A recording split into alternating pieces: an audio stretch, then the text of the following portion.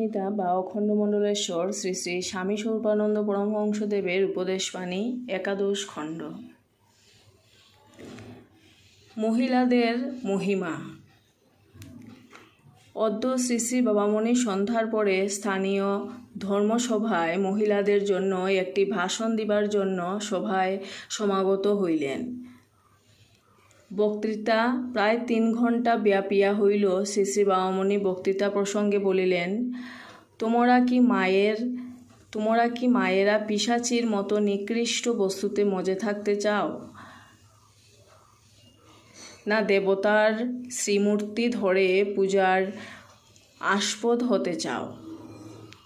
নিকৃষ্ট সুখের অনুরাগিণী হয়ে ইতর সুখের আস্বাদনে ডুবে তোমরা যদি নারকীয় ঘৃণিত জীবনই যাপন করতে চাও, চিরকাল পুরুষেরা তোমাদিগকে বিভীষিকার ন্যায় বর্জন করবে। চিরকাল পুরুষের জাতি তোমাদিগকে নরকের দ্বার বলে কীর্তন করবে। চিরকাল পুরুষের জাতি তোমাদিগকে দিনের মোহিনী, রাতের ভাগিনী বলে নিন্দা করবে। আর তোমরা যদি সংসারের সহস্র অবিলতার মধ্যে রয়েও শ্রেষ্ঠ সুখকে পেতে চেষ্টাশীল হও,